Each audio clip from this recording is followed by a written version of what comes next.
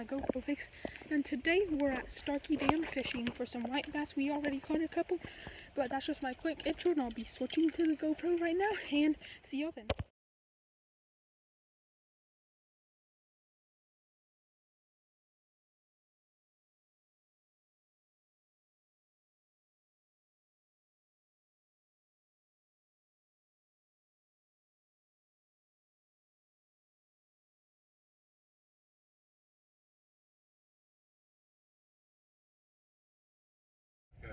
What's up, guys?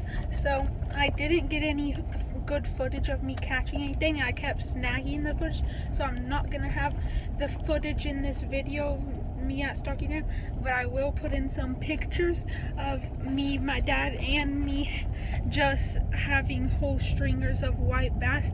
And so Starke Dam was pretty good today, pretty low, but it was some nice fishing. And signing out.